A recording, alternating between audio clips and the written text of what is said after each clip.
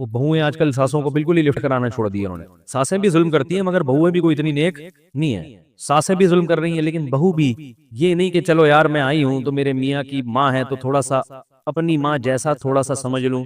کبھی کبھار ساس کو غصہ آئے تو چپ کر کے برداشت کر لوں کہ بڑے ہیں, بڑوں کا اسلام میں کیا ہے. بس ایک مسئلہ یاد کیا ہوا ہے کہ بہو پر ساس کی خدمت واجب نہیں ہے. تو یہ مسئلہ جو ہے نا, جیسے ہی آپ کے بیٹے کی شادی ہونے لگے اس کے ماتھے پہ لکھ کے لگا دیا کریں کہ بیٹا تم جو بہو لے کر آ رہے ہو, پہلی بات الگ رہے گی, ساس کے ساتھ رہنا واجب نہیں ہے. نمبر 2, میں اگر کبھی پانی کا پوچھوں گی تو مجھے میری رائٹنگ میں یہ مسئلہ بتائے گی کہ بہو پر ساس کی خدمت واجب. تو سوچو اس ساس پر, اس ماں پہ آرے چلیں گے نا دل پہ, جس نے بیٹے کو پال پوس کے بڑا کیا ہے اور اس کی بیوی ایسے ٹھینگا دکھا رہی ہے اس کو. وہ کہہ رہی ہے بیٹا تھوڑی سی تو کچھ تو کر لو میرے لیے, کچھ تھوڑا سا آج تم کھانا پکا لو, آج میرے سے پاؤں دبا دو. کہے گے بہو پر ساس کی خدمت واجب نہیں ہے. ہاں یہ ظلم ہے کہ بہو کو بالکل اس کو نچوڑ دینا, اس کو نوکر بنا کے رکھنا, وہ ریموٹ کنٹرول کی طرح وہ سارا دن چلتی رہے, 18 روٹیاں پکوا رہے ہیں, یہ ظلم ہے, اس میں کوئی شک نہیں ہے. لیکن بالکل آپ کسی فیملی میں آئے ہو تو فیملی کے بھی تو کچھ تمیز اور آداب ہوا کرتے ہیں. اکٹھے جوائنٹ فیملی میں رہنے کے کچھ تو اور طریقے ہوتے ہیں. خاندانی لوگوں میں, جو خاندانی نہیں ہوتے ان میں کوئی طریقہ نہیں ہے, ان میں ہر آدمی اخپل طریقے سے رہتا ہے. کیوں مولوی صاحب, آپ پشتو ہیں نا, جو خاندانی لوگ ہیں وہ اخپل طریقے سے تو نہیں رہتے نا, ان کا تو اپنا ایک نظام ہوتا ہے نا. تو آپ کے خاندان میں کیا یہ ہوتا ہے کہ آپ ایک بھائی شادی کر کے آئے وہ اس اخپل طریقے سے رہے گا؟ ہے دیکھو, اخپل طریقہ نہیں ہوتا, ہر آدمی کا اخپل طریقہ. خاندان کا ایک مستقل ایک رواج ہوتا ہے, بھائی ہمارے خاندان میں ایسے ہوتا ہے, تو آپ کو اس خاندان کے لحاظ سے چلنا پڑے گا, کیونکہ آپ رخصت ہو کے اس خاندان میں آئی ہو. تو اس خاندان کی جو پرمپرا ہے, جب تک شریعت کے خلاف نہ ہو تو آپ کو اس پرمپرا کا خیال بولو بھائی کرنا پڑے گا. شریعت نے اس بارے میں کوئی لگا بندہ ضابطہ نہیں بنایا, بس شریعت نے کہا عاشروہن بالمعروف, عرف کے مطابق چلو, عرف کے مطابق. ہاں وہ عرف اگر ظلم پر مبنی ہے, اس میں اگر بہو سے 18 روٹیاں پکوائی جا رہی ہیں. ایک صاحب آئے کہنے لگے میری بیوی سے میرے ابا اور میری اماں 18 روٹیاں پکواتی ہیں ایک ٹائم پہ, دوپہر بھی 18 شام بھی 18. میں نے کہا 18 بندے ہیں گھر میں, کہہ رہے نہیں وہ مزدوروں کے لیے بھی فلانے کے. میں نے کہا بھائی جان یہ کیا ہے, یہ ظلم ہے یار. کبھی چلو ہو گیا مہمان آ رہے ہیں, لیکن رو اتنا تو یہ تو زیادہ ہو گئی نا. تو ایسا ظلم ہو رہا ہو تو ایک الگ بات ہے, لیکن بالکل ہاتھ کھینچ لینا یہ غلط ہے بھائی. یہ خاندانی لوگوں میں ایسا نہیں ہوتا. اس پر میرا ایک بیان ہے کہ کیا بہو پر ساس کی خدمت واجب ہے, تو اس پر میں نے قرآن و سنت کی روشنی میں پورا ایک مدلل بیان کے یوٹیوب پہ سرچ کریں گے آ جائے گا. لیکن میں پھر کہتا ہوں کہ ساسیں اس کا ناجائز فائدہ نہ اٹھائیں. ساس 2 کام کر لینا تو گھر جنت بن جائے. نمبر 1 کہ تانے نہ دیا کرے. بہو نے کوئی الٹی چیز پکا دی تو محبت سے سمجھائے ماشاءاللہ بڑی پیاری چیز بنائی ہے, اگر تھوڑا سا نمک اور کم کر لو تو اس میں مزہ دوبالا ہو جائے گا. ایسے یہ جو تم نے گوشت گلایا ہے نا دیسی مرغے کا, بیٹا یہ بڑا پیارا گوشت گلایا ہے تم نے, تھوڑی دیر اور چولہے پہ پکتی تو اور مکھن جیسا ہو جاتا. یہ اسٹائل بات کرنے کا ساسوں کا نہیں ہوتا. ساس کا اسٹائل بتاؤں کیسا ہوتا ہے, گوشت گلا نا, وہ گلا نہیں کچا رہ گیا. ان کے تو ماں باپ نے کھانا پکانا نہیں سکھایا ہے, تمہیں تمہاری ماں نے روٹی پکانا نہیں سکھائی ہے, بول کے بھی گئی تھی جلا دیا. تو جب اس طرح کے طنز ہوتے ہیں, پڑھی ہوئی سوتی رہتی ہے, تمہارے باپ نے تمہیں سکھایا نہیں کچھ, تم ڈائریکٹ ماں باپ پر آ کے تانے, تو اس کے دل میں نفرت کے جذبات پیدا ہوتے ہیں, کیونکہ اسے پتا ہے یہ میری حقیقی ماں نہیں ہے. تمیز سے چلے گی تو ہم بھی تمیز سے چلیں گے بھائی, تمیز سے ہی تو, محبت سے تو بات کرو, طنز تو نہ کرو, تانے تو نہ دو. دوسرا, اس پر اس کے بوجھ سے زیادہ کام نہ ڈالا جائے, کام لیا جائے. گھر میں فارغ نہیں کسی کو بیٹھ, جب جوائنٹ فیملی میں ہے تو سب کو مشترک رہنا ہے, کچھ نہ کچھ گھلنا جلنا ہے. پیڑے کھانے کے لیے کوئی بھی نہیں آیا. آپ کا میاں بھی تو اتنی خدمت کر رہا ہے نا, گھر میں لا لا کے پھل بھی, یہ چیزیں اس پر واجب تھوڑی ہیں, لیکن اخلاقی ذمہ داری ہے. پھل کھلانا شوہر پر واجب نہیں ہے, اخلاقی ذمہ داری ہے. علاج کرنا شوہر پر واجب نہیں ہے, پتہ ہے آپ کو, علاج کرنا, بیوی بیمار ہو جائے, بیوی کا علاج شوہر پہ واجب نہیں ہے. کیوں؟ اس لیے کہ آپ خود بیمار ہو جاتی ہو تو اپنا علاج واجب نہیں ہے, تو بیوی کا کہاں سے واجب ہو گیا؟ پرہیز واجب ہے. بیوی کو نزلہ ہو گیا تو شوہر پرہیز کرا سکتا ہے, ٹھنڈے پانی سے پرہیز, آئس کریم سے پرہیز, کھچڑی کھاؤ 3 دن تک. لیکن غیر اخلاقی حرکت ہے نا علاج نہ کرانا, وہ بیچاری کہاں جائے گی علاج کے لیے؟ تو جیسے شوہر کی اخلاقی ذمہ داری ہے کہ خود بیمار ہو تو اپنا بھی علاج کرو, بیوی بیمار ہو جائے تو اس کا بھی علاج کرو. تو جب وہ اپنی اخلاقی ذمہ داریاں پوری کر رہا ہے تو ساس کی خدمت, گھر میں سب کے ساتھ مشترکہ رہنا, یہ بھی آپ کی اخلاقی ذمہ داری ہے. سمجھ میں آ رہی ہے بات کہ نہیں آ رہی؟ یہ اخلاقی, اس میں شریعت نے پابندی نہیں لگائی بلکہ ترغیب دی ہے, اخلاقیات کا تقاضا ہے. دیکھو جابر بن عبداللہ رضی اللہ تعالیٰ عنہ کی زوجہ کا انتقال ہو گیا تھا یا طلاق ہو گئی تھی, تو حضرت جابر بن عبداللہ کی چھوٹی چھوٹی بہنیں تھیں.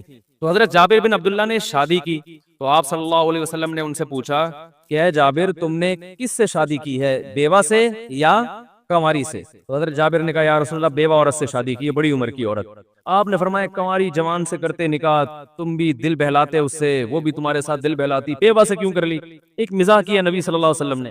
उन्होंने कहा या रसूल अल्लाह मेरी छोटी छोटी बहनें हैं, मैं उनकी देखभाल के लिए उन्हीं जैसी ले आऊं, उसको तो खुद संभालना पड़ेगा ना, कम उम्र होगी तो मेरा मकसद क्या था निकाह के लिए, अपनी इन छोटी बहनों के लिए कोई घर में माँ जैसी भी कोई मिल जाए इनको, तो इसलिए मैंने बड़ी उम्र की औरत से की है। तो इससे क्या पता चला, निकाह बाज दफा इसलिए भी किया जाता है कि भाई घर में संभालने के लिए कोई औरत आ जाएगी। अब जाबिर बिन अब्दुल्ला की ज़ौजा आती और कहती मेरे जिम्मे तुम्हारी छोटी बहनों की खिदमत नहीं है, मुझे अलग घर लेके दो, तो उनका तो निकाह का सारा मकसद ही क्या हो जाता, फौत हो जाता। तो इससे पता चला है कि निकाह के बहुत सारे मकासद हैं। एक मकसद ये भी है कि भाई बीवी से दिल लगी की जाए, एक मकसद ये भी है कि घर में कोई काम काज के लिए, कोई घर की रखवाली के लिए, और घर में माँ बाप की खिदमत के लिए, बहन भाइयों के लिए, घर में फैमिली को बड़ा करने के लिए कि हमारे घर के अफराद बढ़ जाएं, उसके लिए भी निकाह किया जाता है। अब जनाब वो आपने निकाह किया, इतनी सारी वो बेगम साहब आते ही कह रही हैं कि मुझे मेरे जिम्मे कुछ भी वाजिब नहीं है, मसले की रूह से तो वाजिब नहीं है, लेकिन अखलाकी लिहाज से आपकी बहुत सारी जिम्मेदारी, इस तरह खानदान टूटेंगे। तो ना इसको चाहिए कि जुल्म करे और उस पर उसके बोझ, जुल्म का मतलब ताने ना दिया करे, खाम खामे बेटे के कान बहू के खिलाफ ना भरा करे, गलतियों को जैसे अपनी बेटियों को नजरअंदाज करते हैं। दूसरा, उसकी हैसियत से ज्यादा उस पर बोझ ना डाले, कभी वो काम से मना कर दे तो उसको ये हक भी होना चाहिए। बाज दफा भाई मूड नहीं है, तबीयत सेट नहीं है, आज मेरा बस तबीयत खराब है, तो उसकी मेडिकल सर्टिफिकेट ना मांगे उससे सास, क्या आज आपके जो सर में दर्द है, अभी तो आप हाँ हाँ ही करके बातें कर रही थी बैठ के, सर में दर्द भाई हो जाता है, बाज दफा हो जाता है, हमारे साथ भी तो हो जाता है ना। अच्छे भले बैठे मूड ऑफ हो जाता है, कोई तबीयत खराब हो जाती है आदमी का, फिर कहता है नहीं हो रहा, नींद बाज दफा ज्यादा आती है, थकावट इतनी होती है कि उठा नहीं जाता। अब सास आके बोल रही कम बहुत पड़ी हुई है, इसको तो पुलिस बुलानी पड़ेगी उठाने के लिए। कभी कभार सोने दो भाई, सोतों को उठाना अच्छा काम नहीं। आज आप खुद किचन में चली जाओ, आज खुद थोड़ा सा आप कर लो।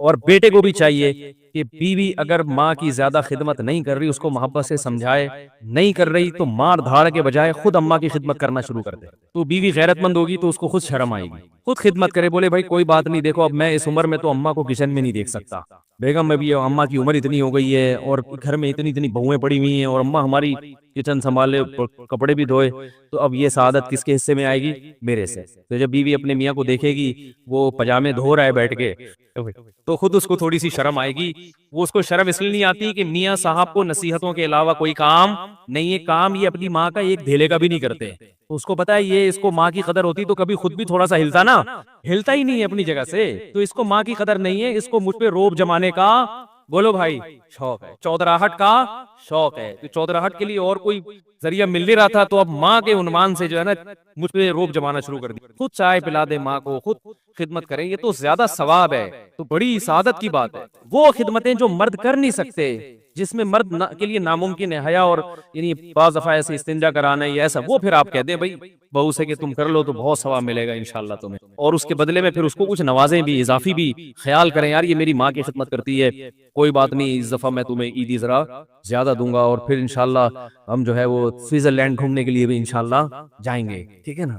नहीं तो जितनी अल्लाह ने जेब में गुंजाइश दी, अंडा मोड़ घूम के आ जाए, कहीं भी जाएं, कुछ थोड़ा सा वो दिखाएं, अप्रिशिएट करें। तो ये दो चार छोटी छोटी चीजें हैं, अगर हो तो घर क्या बन जाएगा, जन्नत। वरना वही अंग्रेजों की तरह हो रहा है, शादी हो के बीवी घर में नहीं होटल में आती। घर तो वही होता है जिसमें कोई बूढ़ा तो हो, जिस घर में बूढ़ा नहीं है वो घर घर नहीं है, वो तो होटल है, सही है ना, तो होटल है, घर थोड़ी है।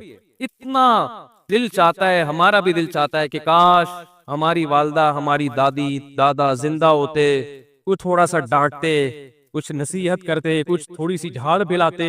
घर में कोई बूढ़ा नहीं है तो कोई नसीहत करने वाला नहीं है, कोई होता जिसके हम थोड़ी झाड़ सुन के बर्दाश्त करते, उसके पांव दबाते, उससे दुआएं लेते, तो ये कितनी बड़ी नेमत है घर में बूढ़े का वजूद। आज कैसी जिंदगी गुजर रही है, घर में बूढ़ा बर्दाश्त नहीं हो रहा, बर्दाश्त नहीं हो रहा, बस अलग हो जाओ, बस अलग हो जाओ, बस अलग हो जाओ। फिर आपकी औलाद होती है तो कैसी मोहब्बत से दादा दादी नाना नानी उसको पालते हैं, वो एक अलग लुत्फ है। घर में अगर आपके बड़े नहीं हैं तो आप बाप हो, दादा का मजा बच्चों को मिलता ही नहीं है, न नाना की मोहब्बत मिलती है, न दादा की मोहब्बत मिलती है। आधी काम तो दादा दादी नाना नानी बच्चों का कर लेते हैं उनको पालने में, तो सारा सेटअप मगरिबी कल्चर की वजह से बर्बाद हो रहा है। सबसे पहले अपना अकीदा दुरुस्त, इस्लाम क्या कहता है, جس نے ہمیں نعمتیں دی ہیں اس کا شکر ادا کرو.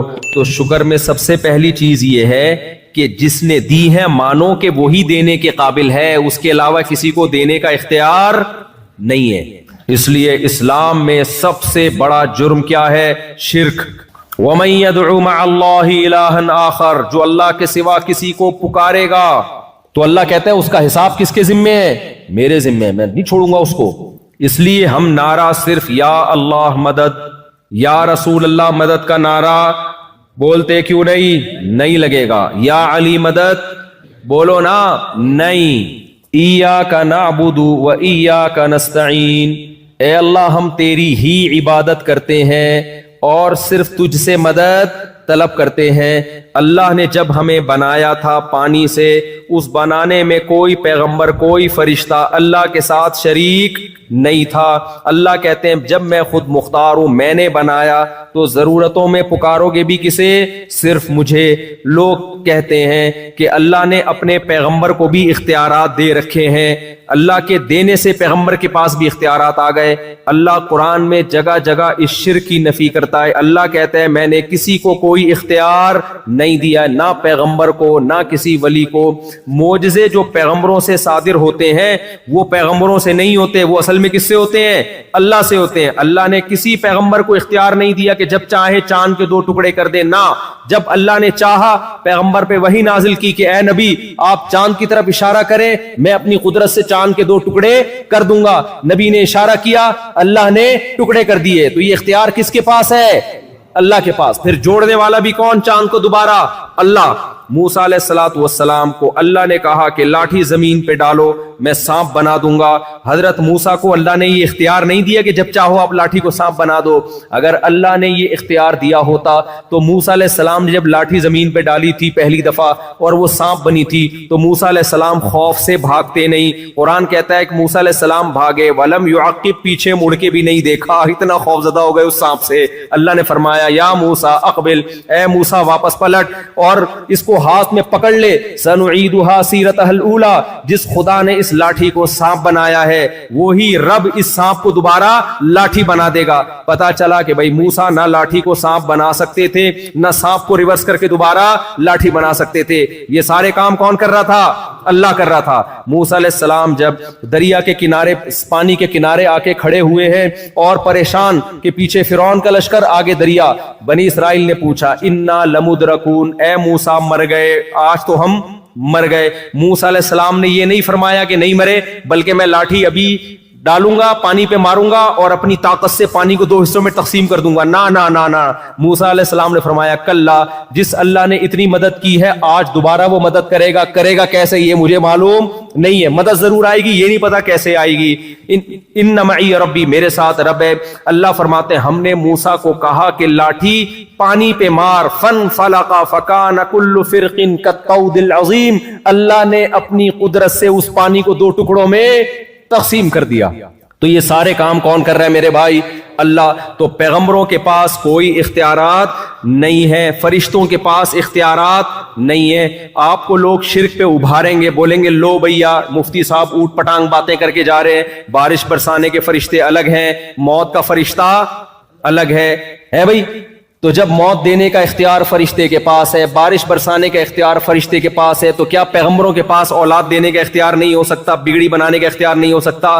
نہ, موت کا اختیار فرشتے کے پاس نہیں ہے. موت روح نکالنے کا کام فرشتے سے لیا جاتا ہے, اختیارات فرشتے کو نہیں دیے جاتے. اس کی مثال ایسے ہے, میرے ہاتھ میں قلم ہے, آپ مجھے کہتے ہیں مفتی صاحب اس پہ سائن کر دیں, میں قلم سے سائن کرتا ہوں. آپ کہتے ہیں لے بھائی مفتی صاحب نے قلم سے سائن کا کام لیا ہے, لہذا قلم کے پاس یہ اختیارات ہیں کہ وہ سائن کر سکتا ہے. آپ نے کیا کیا, وہ پین مجھ سے لے لیا اور کہا آئندہ کبھی سائن کروانا ہوا تو چونکہ آپ قلم سے سائن کرواتے ہیں لہذا میں ڈائریکٹ قلم سے کہہ دیا کروں گا کہ وہ سائن کر دے. میں کیا کہوں گا میرے بھائی, قلم کے پاس نہ میرا نام لکھنے کا اختیار، نہ قلم کے پاس ایک تحریر لکھنے کا اختیار. قلم کا کام ہے جیسا جیسا میں اس کو جہاں جہاں گھماؤں گا اسی حساب سے وہ گھومے گا. تو اللہ میاں نے بھی موت کے فرشتے کو گچی سے پکڑا ہوا ہے اور بولا ہوا ہے کہ جیسے جیسے میں تجھ سے کام لوں گا اس طریقے سے تو روح قبض کرے گا. یہی وجہ ہے کہ ہم موت اور حیات کی دعا کبھی فرشتے سے نہیں مانگتے. کبھی ہم یہ نہیں کہتے اے اسرافیل، اے موت کے فرشتے، کائنڈلی تھوڑی سی مجھے 1 سال کے لیے مہلت دے دے. ہمیں پتہ ہے یہ فرشتے کے پاس اختیارات نہیں ہے. ہم دعائیں کس سے مانگتے ہیں بھائی؟ اللہ سے. اے اللہ ابھی اس نے دوسری شادی کرنی ہے، ابھی 4 کرنی ہے، اے اللہ اس کو تھوڑی زندگی مزید دے دے، کرنے کے بعد یہ اس نے ویسے ہی مر جانا ہے تھوڑے دنوں میں، ابھی کیا کر دے، اس کو اختیارات دے دے، ابھی تھوڑی سی مہلت دے دے. تو بھائی اللہ فرشتوں سے کام لیتا ہے، اس کا مطلب یہ نہیں ہے کہ فرشتوں کے پاس اختیارات آ گئے ہیں. اللہ نے خضر علیہ السلام سے بھی کچھ کام لیے ہیں، اختیارات خضر علیہ السلام کو بھی نہیں دیے. تو نہ اختیارات پیغمبروں کے پاس نہ فرشتوں کے پاس، یہ سارے اختیارات کس کے پاس ہیں؟ اللہ کے پاس. ایک اور طریقے سے لوگ دھوکہ دیتے ہیں، بولتے ہیں لو بھائی یہ وہابڑے، وہابیوں کی سپرلیٹو ڈگری ہے وہابڑے. کہتے ہیں یہ وہابڑے عجیب بات کرتے ہیں کہ اللہ سے مانگو، جب ان کو مدد کی ضرورت پڑتی ہے پولیس سے مدد مانگتے ہیں کہ نہیں مانگتے ہیں؟ بھائی یہ پولیس سے مدد مانگتے ہیں تو واہ، پولیس سے مدد مانگنا جائز اور نبی سے مدد مانگنا جائز نہیں ہے. معاذ اللہ، انہوں نے تو نبی کا مقام پولیس سے بھی گھٹا دیا. بھائی جان آپ بحث کو خلط مل کر رہے ہو. مدد 2 طرح کی ہوتی ہے، ایک اسباب کے تحت اور ایک اسباب سے ہٹ کے. جب پولیس سے ہم مدد مانگتے ہیں تو وہ سائنٹیفک لاجک ہوتی ہے. فون کرو گے آپ، وہ گاڑی میں بیٹھ کے چلتے ہوئے آئیں گے، سائنسی اسباب اختیار کریں گے. اسباب کے اندر جو مدد مانگی جاتی ہے وہ شرک نہیں ہے، وہ تو ہم صبح شام ایک دوسرے سے مدد مانگ رہے ہوتے ہیں. وہ مدد مانگنا شرک ہے جو اسباب سے ہٹ کر. اللہ کوئی سبب نہ بھی ہو تو بھی کام کر سکتا ہے. ابراہیم علیہ السلام کو آگ میں ڈالا گیا، زندہ رہنے کی کوئی سائنٹیفک لاجک ہے؟ کوئی سائنسدان مانے گا؟ نہ، لیکن اللہ نے بچا کے دکھا دیا. عیسیٰ ابن مریم کو بغیر باپ کے پیدا کیا، کوئی سائنسدان مانے گا؟ بولتے کیوں نہیں مانے. ایک ایتھیسٹ نے کہا جب سے یہ ویڈیو کیمرے ایجاد ہوئے کرامتیں بند ہو گئی ہیں. تو کسی نے جواب میں دیا کہ بندر کا انسان بننا بھی بند ہو گیا جب سے. کہتے ہیں نا یہ سائنسدان کے بندر سے بنے ہیں. میں ابھی جنگل میں گیا ہوں نا، وہاں شپاٹا اتنی مشکل سے، ایک اوکاچی مچی اتنی مشکل سے یاد ہوا تھا جاپان میں، ایک شپاٹا. تو وہاں اتنے بندروں کی قسمیں نظر آئیں، کوئی جوئیں نکال رہا ہے. میں نے کہا کوئی ایسا بندر دیکھو یار جو تھوڑا تھوڑا انسان بننا شروع ہو گیا ہو، تھوڑا سا لک آ رہا ہو. بے شک کروڑوں سال میں ہوا ہو بھائی، کروڑوں سال میں کچھ بندر تو ایسے ہوتے جو آدھے بندر ہوتے، آدھے وسیم لگ رہے ہوتے، غفار لگ رہے ہوتے. ایک ایسی نسل ہونی چاہیے تھی نا. یہ کیا بات ہے کہ ڈائریکٹ بندر نے چھلانگ مان کے انسان بنا اور بیچ کی ساری نسلیں اچانک مارکیٹ سے شارٹ ہو گئیں. تو اس لیے یہ سب پھینکنے کی باتیں ہیں. اس طرح کی باتیں جب سائنٹسٹ کیا کریں تو بیٹھ کے لپیٹا کرو، اس کی کوئی لاجک نہیں ہے، فضول باتیں ہیں بالکل. خدا سے باغی کر رہے ہیں تمہیں. تو میں تو بھی گیا، میں نے بندروں کو بہت غور سے دیکھا. جہاں بندر آتے میں دیکھتا تھا، میں دیکھ شاید یہ والا بننے والا ہو بھائی، تھوڑا بن چکا ہو. کوئی بھی نظر نہیں آیا، یا تو بندر تھے یا ڈائریکٹ ہم انسان تھے. بیچ کی کوئی نسل ہمیں نظر نہیں آئی. اور آپ کہہ سکتے ہو آپ نے ایک جنگل دیکھ لیا نا، ساری دنیا کے جنگل گئے ہو. تو ابے تم لوگوں نے تو ساری دنیا کے سائنسدانوں نے تو دیکھ لی ہے نا، کیمرے تم نے فٹ کر کے گئے ہو، تمہیں بھی اب تک کوئی نظر نہیں آیا. تو یہ نہیں ہو سکتا بھائی. اور اگر بندر سے بنا بھی ہے تو بندر کیسے بن گیا؟ بندر تک بننا آسان ہے؟ بندر بھی تو ایک اللہ کی مخلوق ہے. اس کی آنکھیں دیکھو، اس کی ناک دیکھو، یہ بھی سافٹ ویئر ہے بھائی، یہ بھی خود بخود ایوالو ہو کے یہاں تک نہیں پہنچ سکتے. تو میں کیا بات کر رہا تھا؟ ایک تو میں باتیں بھولنے بہت لگا ہوں. یہ میں حافظہ کمزور نہیں ہے میرا، کہیں آپ سمجھیں کہ حافظہ کمزور ہے. میرا توجہ ایک دم ایک ٹاپک کی طرف ہوتی ہے تو پورا اسی میں گھسڑ دیتا ہوں میں اپنے آپ. تو میں یہ عرض کر رہا تھا، ہاں عقیدے کی بات کر رہا تھا. توحید کے اسباب سے ہٹ کے کام کون کر سکتا ہے؟ اللہ. تبھی ہم دعا کرتے ہیں اللہ سے. دعا کہتے ہیں اسباب سے ہٹ کے کسی کو پکارنا. پولیس سے ہم دعا نہیں مانگتے. تو آپ یہاں بیٹھے بیٹھے نبی کو پکارو گے تو یہ اسباب کے تحت نہیں ہے، یہ اسباب سے ہٹ کے ہے. لہذا یہ والی پکار شرک ہے. تو یہ شرک اللہ کے ساتھ ناشکری ہے کہ میں نے بنایا، میں نے پیدا کیا اور میں نے پیغمبروں کو اپنے انٹروڈکشن کے لیے بھیجا کہ مجھے پکارو، تم نے اسی پیغمبر کو معبود بنا لیا. عیسائیوں نے کیا کیا ہے؟ کہا کہ عیسیٰ بغیر باپ کے پیدا ہو گئے. معاذ اللہ، کون نے اللہ کو باپ بنا دیا؟ معاذ اللہ، نقل کفر. اللہ نے کہا واہ بھائی واہ، ان مثل عیسیٰ عند اللہ کمثل آدم، عیسیٰ کی مثال اللہ کی نظر میں آدم کی طرح ہے۔ آدم کے نہ تو باپ تھے اور نہ ماں تھے، تو اے عیسائیو تمہیں کیا ہو گیا کہ آدم کو اللہ کا بیٹا نہیں کہتے؟ جو باپ اور ماں دونوں کے بغیر پیدا ہوئے، اور جو ماں کے ذریعے پیدا ہوا اس کو اللہ کا بیٹا کہہ رہے ہو، تو تمہیں کیا ہو گیا بھائی؟ کیسی عقل ہے؟ کیوں نہیں کہہ دیتے اللہ نے اپنی قدرت سے بغیر باپ کے پیدا کر دیا؟ کیا ہوتا ہے بھائی؟ اللہ سب کچھ کر سکتا ہے۔ تو یہ ہمارا عقیدہ ہے بھائی، سارے اختیارات کس کے پاس ہیں؟ ہو سکتا ہے کچھ لوگ پھر یہاں ورغلائیں، لو بھائی جبریل آئے تھے، انہوں نے کہا تھا لِأَهَبَ لَكِ غُلَامًا زَكِيًّا، اے مریم میں تجھے ایک بیٹا ہبہ کرنا چاہتا ہوں۔ تو اسباب کے بغیر بیٹا ہو رہا تھا نا، بغیر باپ کے بیٹا ہو رہا ہے، اسباب کے تحت ہے، وداؤٹ اسباب ہے، کوئی لاجک بنتی ہے؟ تو جبریل کیا کہہ رہے ہیں؟ میں دے رہا ہوں۔ اس کا مطلب جبریل بھی بغیر سبب کے بگڑی بنا سکتے ہیں، کام کر سکتے ہیں۔ نا نا نا نا، یہ نسبت مجازی ہے۔ بعض دفعہ کام کوئی کر رہا ہوتا ہے، کسی سے لے رہا ہوتا ہے، تو نسبت مجازن اس کی طرف کر دی جاتی ہے۔ سمجھتے ہو کہ نہیں سمجھتے؟ جیسے قرآن میں آتا ہے کہ حلال و حرام کرنا صرف اللہ کا اختیار ہے، نبی کو بھی اختیار نہیں۔ لِمَ تُحَرِّمُ مَا أَحَلَّ اللَّهُ لَكَ، اے نبی جس چیز کو اللہ نے حلال کر دیا آپ اس کو حرام نہیں کر سکتے۔ دوسری جگہ قرآن کہہ رہا ہے یحل لہم الطیبات ویحرم علیہم الخبائث، نبی ناجائز چیزوں کو حرام کر کے جائیں گے، ہیں بھائی؟ ایک طرف قرآن کہہ رہے اے نبی آپ حرام حلال کا رائٹ آپ کے پاس نہیں ہے، ایک طرف اللہ کہہ رہے آپ بری چیزوں کو حرام کون کرے گا؟ آپ کریں گے۔ بھائی حرام اللہ ہی کرے گا، لیکن چونکہ نبی کی زبان کے ذریعے کرے گا اس لیے مجازن نسبت کس کی طرف کر دی؟ بولو، نبی کی طرف کر دی۔ یہ نسبت مجازی کہلاتی ہے، حقیقت میں کون کر رہا ہے؟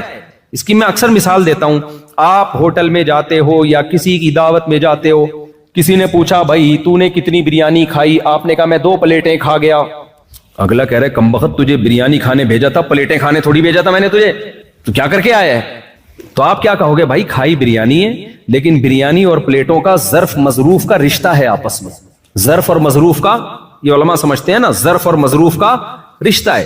تو بعض دفعہ ظرف بول کے مظروف مراد لیا جاتا ہے کیونکہ دونوں کا ریلیشن بہت مضبوط ہے۔ اس میں حکمت یہ کوانٹٹی بتانے کے لیے کہ کتنی کھائی ہے میں نے۔ اگر میں بتاتا 2 بریانی کھا گیا تو تمہیں کیا پتا چلتا کوانٹٹی کتنی ہے؟ تو میں نے 2 پلیٹیں کہا، یعنی اتنی بریانی جتنی 2 پلیٹوں میں آ جاتی ہے۔ تو مجازی نسبت کے لیے کوئی مصلحت ہوتی ہے تو اللہ نے بھی کہا نبی حرام کر کے جائیں گے، یہ بتانے کے لیے کہ نبی کا فریضہ کیا ہے۔ نبی کا کام میڈیکل سائنس یا بزنس یا کاروبار نہیں ہے، نبی کا کام ہے شریعت بیان کرنا کہ کیا حلال ہے اور کیا حرام ہے۔ سمجھتے ہو کہ نہیں سمجھتے ہو؟ لوگ مجھ پہ اعتراض کرتے ہیں نا، یہ مولوی صاحب امریکہ کینیڈا جاپان کیا کرنے جا رہا ہے؟ جاپان میں اتنے بڑے بڑے سائنسدان ہیں، یہ مولوی کیا سائنسدان ہے جو وہاں جا رہا ہے؟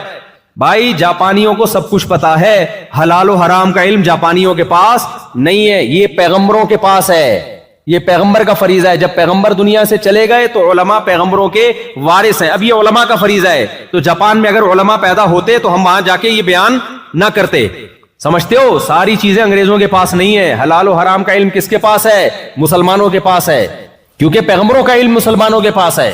تبھی تو انگریز کو پتہ ہی نہیں کہ سور حلال ہے کہ حرام ہے۔ انگریز لیگل انلیگل دیکھتا ہے، حلال و حرام ان کی ڈکشنری میں نہیں ہے۔ شراب حلال ہے حرام ہے، نہ انگریز دیکھے کہ لیگل ہے کہ انلیگل ہے، صحیح ہے نا؟ ہم لیگل انلیگل تھوڑی دیکھتے ہیں۔ اگر لیگل بھی ہو شراب پھر بھی ہمارے ہاں کیا ہے؟ حرام، کیونکہ پیغمبر نے حرام قرار دے دیا ہے۔ یہاں تو شراب لیگل ہے، آپ لوگ پیتے ہو کیا؟ پی کے آیا ہوا ہے تو بھائی تھوڑا پیچھے چلا جائے، کوئی بھروسہ نہیں ہے کہ بعض پی کے آیا ہوا ہوتا ہے عجیب سی باتیں کر رہا ہوتا ہے۔ آج ایک آدمی کو ہم نے دیکھا دوپہر کو پتہ نہیں بھاگ رہا ہے، جاگنگ کر رہا ہے بے تکے ٹائم پہ۔ میں نے کہا یہ کون سا جاگنگ کا ٹائم ہے؟ پاؤں میں چپل پہنے ہوئے ہیں، عجیب اسٹائل۔ تو انہوں نے کہا بعض پی کے یہ بھی ہوتا ہے، پینے کے بعد کوئی بھروسہ نہیں ہوتا بھائی۔ ایک صاحب کو ہم نے دیکھا بیٹھے ہوئے اپنے آپ سے باتیں کر رہے ہیں، میں نے کہا یہ تقریر کی تیاری کر رہے ہیں، انہوں نے یہاں کے مقامی لوگوں کو کہہ رہے ہیں پیا ہوا ہے۔ تو میرے بھائی تو یہ نسبت حلال و حرام کی مجازی، اس لیے سب اختیارات صرف اور صرف اور صرف کس کے پاس؟ اللہ کے۔ میں بات کو سمیٹ کے ختم کر رہا ہوں، جلدی جلدی موضوع کو مکمل کر رہا ہوں۔ زیمبیا میں آج میرا آخری بیان ہے، اس کے بعد مجھے پتلی گلی سے نکلنا ہے۔ تو دوسرا کام شکر گزاری میں اللہ کی عبادت۔ دنیا کے ہر مذہب میں عبادت ہے یا نہیں؟ اللہ کہتے ہیں میری عبادت کرو۔ تو عبادت کیسے کریں؟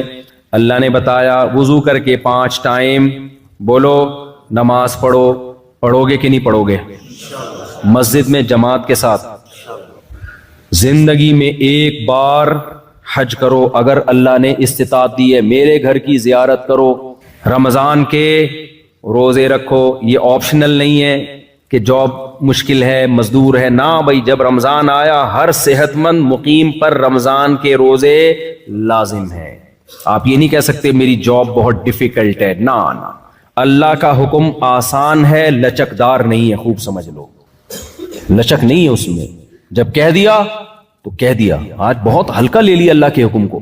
نمازیں ایسے, میں بھی جہاز سے جب اترا, ایتھوپیا ہمارا جہاز اترا تھا, تو فجر کی نماز جو ہم جب اترا تو نماز کا ٹائم باقی تھا, تو ہم نے جلدی سے نماز پڑھی, پھر ہم آ کے بیٹھے. تو اب اس کے بعد جو فلائٹیں آ رہی ہیں, میں نے بہت سارے لوگ دیکھے آ کے مسجد میں قضا ہو گئی فجر اور نماز پڑھ رہے ہیں. میں ان سے کہہ رہا ہوں بھائی آپ نے جہاز میں کیوں نہیں پڑھی نماز؟ کہہ رہے ہیں وہ جہاز میں جگہ نہیں تھی. وہ بھائی جیسے چاہو پڑھ, یعنی اصل میں تو نماز میں بھی کھڑے ہو کر فرض, جہاز میں بھی فرض نماز کھڑے ہو کر پڑھنا لازم ہے. فرض نماز بیٹھ کر بولو نہیں ہوتی, قبلہ رخ ہونا اور کھڑے ہونا ضروری. لیکن اگر جہاز میں آپ کو کھڑے نہیں ہونے دے رہے تو پھر مجبوراً بیٹھ کے نماز پڑھو, لیکن اس کو لوٹا لو. لیکن پڑھو تو ضرور, چھوڑنے کی اجازت تھوڑی ہے. اگر نماز قضا کرنے کی اجازت ہوتی تو اللہ میدان جنگ میں قضا کرنے کی اجازت دیتا. اللہ نے فرمایا فَإِنْ خِفْتُمْ فَرِجَالًا أَوْ رُكْبَانًا, اگر تم دشمن سے لڑ رہے ہو, خوف کی حالت میں ہو, تو کھڑے ہو کر یا سوار ہو کر پڑھ لو, قضا کرنے کی اجازت نہیں. تو میں نے داڑھیوں والے, ٹوپیوں والے لوگ دیکھے, بھائی کہہ رہے ہیں یار وہ ایکچولی جگہ نہیں تھی, اب پڑھ رہے ہیں. بھائی آپ کسی بھی طریقے سے پڑھتے پھر لوٹا لیتے اس کو, آپ یہ کون سا طریقہ ہے؟ تو جب نماز کا یہ حشر نمازیوں نے کر دیا ہے تو باقی حکام کا کیا ہوگا؟ تو بھائی کوئی صورت نہیں ہے نماز قضا کرنے کی, سمجھتے ہو؟ کھڑے ہو کے نہیں پڑھ سکتے, بیٹھ کے نہیں پڑھ سکتے, لیٹ کے, گردن کا ہلا کے کر پڑھنی پڑے گی آپ کو. پانی نہیں ہے, تیمم. یہ ساری رخصتیں اللہ نے اس لیے تو دی ہے کہ وقت سے مت ٹالو. اگر نماز کو اپنے ٹائم سے ٹالنے کی اجازت ہوتی, اللہ کہتا کوئی بات نہیں, کھڑے ہو کے نہیں پڑھ سکتے, بیٹھ کے نہیں, بلکہ گھر جا کے آرام سے تسلی سے چھٹیوں میں پڑھ لینا جب فرصت ملے گی تمہیں. ابھی چھٹیاں آنے والی ہیں, تمہارے امتحان ہوں گے, تو چھٹیاں آئیں گی, اسی وقت ساری لوٹا دینا اکٹھی بیٹھ کے. تو مذاق تھوڑی ہے نماز. تو عزم کرتے ہو کہ نہیں کرتے, ایسی کی تیسی کچھ بھی ہو جائے. آج کل تو ایسی بہترین ایپلیکیشن آ گئی ہیں جہازوں کے سفر میں, آپ ایپلیکیشن ڈاؤن لوڈ کرو, اس میں اپنے فلائٹ کا ٹائم اور جہاں ارائیول اور ڈپارچر کا ٹائم لکھو, وہ پورا ٹائم نماز کا کہ جہاز کس وقت کہاں ہوگا, کتنے بج کے کتنے منٹ پہ کون سی نماز کا ٹائم داخل ہو رہا ہوگا, قبلہ کدھر ہوگا. اللہ نے اتنی آسانی کر دی ہے, سمجھتے ہو؟ اور مستورات کو بھی نماز پڑھوایا کرو. بہت سے نمازی ہم نے دیکھے اپنی بیگم کے ساتھ سفر کر رہے ہیں, ابے اب کون جائے گا, وضو کرے گا, ابے چھوڑ بعد میں بیگم کا. بھائی جان ابھی آزمائش ہے کہ نماز پڑھتا ہے کہ نہیں پڑھتا. خود بھی پڑھنا ہے, اپنے گھر والوں کو بھی. ٹرین کا سفر ہو, بس کا سفر ہو, نماز نہیں معاف ہے. ان الصلاۃ کانت علی المؤمنین کتابا موقوتا, اللہ کہہ رہے نماز مومنین پر مقررہ اوقات میں فرض ہے, اس کو دائیں بائیں کرنے کی اجازت نہیں ہے. تو پڑھو گے کہ نہیں پڑھو گے؟ تیسرا کام, یہ رمضان کے روزے ہو گئے, حج ہو گیا زندگی میں ایک بار. اس کے بعد اللہ نے کچھ چیزیں ہم پہ ویسے ہی حرام کی ہیں جو اخلاقیات میں آتی ہیں, ان کا عبادت سے تعلق نہیں بلکہ اخلاقیات سے. اس میں اللہ نے فرمایا لا تقربوا الزنا, زنا کرنا تو دور کی بات, زنا کے قریب بھی مت پھٹکو. زنا کا آلٹرنیٹ اللہ نے ہمیں کیا دیا؟ بولو, نکاح دیا.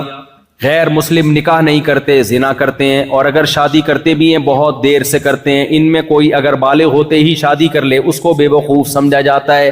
آپ عمل کر کے دکھاؤ, بولو بے وقوف تم ہو, ہم نہیں ہیں. ایک غیر انگریز سے میری بات چیت ہو رہی تھی, تو میں نے کہا ہماری سوسائٹی میں اتنی عمر میں لوگ نکاح کرتے ہیں. اس نے کہا آپ کا کلچر ہے. اب میں نے زیادہ بحث نہیں کی, بھائی کلچر نہیں ہے, ہمارا مذہب ہے. کلچر تو کہتا ہے آزادی دلاتا ہے آپ کو, تو آپ اپنے عمل سے بتاؤ بھائی جلدی نکاح کیا کرو. کوئی پوچھے کیوں, بولا ہمارے مذہب کا حکم ہے. بھائی اللہ کا حکم ہے, جب اللہ کا حکم آ جائے تو پھر آپشنل رہتا ہے وہ ہے بھائی, پھر کوئی عقل چلتی ہے, پھر ایکچولی بات ہوتی ہے کچھ. کوئی بھی آپ کا باس ہو, آپ کو آرڈر دے یار یہ چیک ہے جا کے کیش کرا کے لو, آپ بولے ایکچولی سر ایکچولی میرے پیٹ میں درد, ایکچولی وہ بولے گا بھائی تو نے جاب کرنی ہے نہیں کرنی, نکل یہاں سے. تو اللہ کو اتنا ہلکا لے لیا بھائی.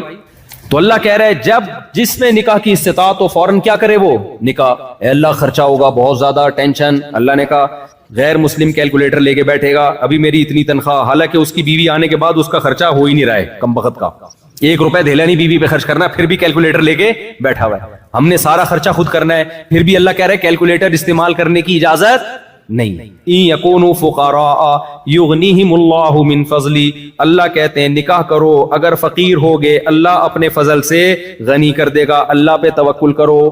جو اللہ بچہ پیدا ہونے کے بعد ماں کی چھاتیوں میں دودھ پیدا کر دیتا ہے, تو وہ بیوی آنے کے بعد تمہارے مال میں برکت نہیں دے سکتا کیا؟ نہ نسل کو روکو نہ شادی سے روکو. غیر مسلم کہتا ہے بچے دو ہی اچھے, ہوتے دو بھی نہیں ہیں, لیکن بہرحال کہتا ہے کیا ہے, بچے دو ہی اچھے. اسلام کہتا ہے نہیں نہیں بھائی, رزق کس کے ہاتھ میں ہے؟ اللہ کیا, اللہ کو خاندانی آدمی پسند ہے. پارکوں میں لکھا ہوتا ہے فیملی کے ساتھ آئیں, ہو سکتا ہے جنت کے دروازے پہ اللہ لکھ دے فیملی کے ساتھ آؤ, پھر کیا کرو گے؟ کیا خیال ہے بھائی؟ تو میں تو 18 کے ساتھ نکل لوں گا, میں بولوں گا اللہ اور تو ہمارے پاس کوئی امال ہی نہیں ہے. کیا خیال ہے بھائی؟ اور تو ہمارے پاس, اللہ پہ توکل کرو میرے بھائی, کیلکولیٹر لے کے نہیں بیٹھے رہا کرو. تمہارے ماں باپ کا احسان ہے تم پر کہ نسل نہیں روکی, تم پیدا ہو گئے. وہ بھی روک سکتے تھے, میرا باپ بھی 2 بچوں کے بعد نسل روک سکتا تھا, تو میں تھوڑی پیدا ہوتا. میرے والد نے کس پہ توکل کیا؟ اللہ پہ. اللہ اولاد دے گا. اور قرآن کہتا ہے لا تدرون ایہم اقرب لکم نفعا, نسل مت روکو بھائی, تمہیں کیا پتا تمہاری اولاد میں کون تمہارے لیے زیادہ کام کا نکل آئے. ایک صاحب کہنے لگے اتنے بچے ہوں گے, ہو سکتا ہے کوئی بگڑا ہوا نکلے. میں نے کہا بھائی اتنے پیدا کرو کہ 2-4 اسپیئر میں بگڑنے کے لیے بھی رکھو. اگر 2 ہوئے اور وہی بگڑ گئے تمہاری تو نسل گئی. کیا خیال ہے؟ نسل گئی تمہاری. تو غیر مسلموں بیچاروں پر ترس کی حالت ہے, انہوں نے نسل روک کے نا 2 بچے, پھر ان کا 2 پہ خرچہ تو 2 پہ بھی ہوتا ہے, 1 بچہ پھر 1 بھی نہیں.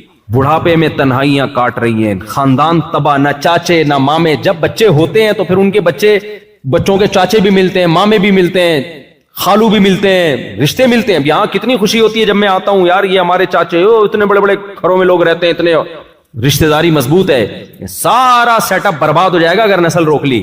یہ ہمارے مذہب کا حکم ہے بھائی, ہم نے کسی فلاسفر کی اس میں نہیں سننی ہے. بیوقوف لوگ ہیں جو تمہیں پٹیاں پڑھاتے ہیں, ایکچولی تربیت نہیں ہوگی, تو ان کی اپنے بچوں کی دیکھو کیا تربیت ہو رہی ہے. علماء کے بچے اکثر خدمت گزار ہو جاتے ہیں الحمدللہ, نافرمان ہو کے بھی ان لبرل لوگوں کے بچوں سے پھر بھی اچھے ہوتے ہیں. اور یہ تربیت کے چکر میں نا 2 بچے وہ بھی کیا نکلتے ہیں, ایک ہی انڈا وہ بھی دندا. ہم نے دیکھا ہے گھروں کے حالات, وہ بھی تمیز سے باپ سے بات نہیں کرتے. تو مت ناروں میں آؤ, جلدی بات کو سمیٹتا ہوں میں, بھائی کیا کروں یار, بریک ہی نہیں لگ رہی. تو جلد نکاح کرنا ہے. زنا کا آلٹرنیٹ کیا ہے؟ نکاح پیغمبروں کی سنت, اور زنا بدکاروں کی, برے لوگوں کی خصلت. تیسری چیز شراب. اخلاقیات میں کیا چیز آتی ہے؟ شراب اور نشہ. اتنی بری چیز ہے نا, ایک گھونٹ شراب کا پی لیا تو 40 دن نماز کی برکت ختم. فرض تو ادا ہو جائے گا, قضا کرنے سے گناہ سے بچ جاؤ گے. نماز کا جو پورا ثواب ملنا چاہیے تھا وہ اللہ 40 دن تک چھین لیتا ہے اگر سچی توبہ نہ کی. قریب بھی مت پھٹکو شراب کے. اور اس سے ٹینشن ختم نہیں ہوتی, اس سے ٹینشن بڑھ جاتی. شراب پینے والوں میں خودکشی کا ریشو زیادہ ہے, شراب سے بچنے والوں میں خودکشی کا ریشو کم ہے. ہر نشے کی چیز سے دور بھاگو. اور اخلاقیات میں کیا ہے؟ نبی صلی اللہ علیہ وسلم نے فرمایا مسکرا کے بات کرنا صدقہ. ان تلقى اخاك بوجه طليق, جب کسی سے ملو مسکرا کے ملو. ایک دوسرے کی غیبت مت کرو, چغلیاں بولو مت لگاؤ, ایک دوسرے کی ٹانگیں مت کھینچو. کوئی اچھا کام کر رہا ہے اسے سپورٹ کرو.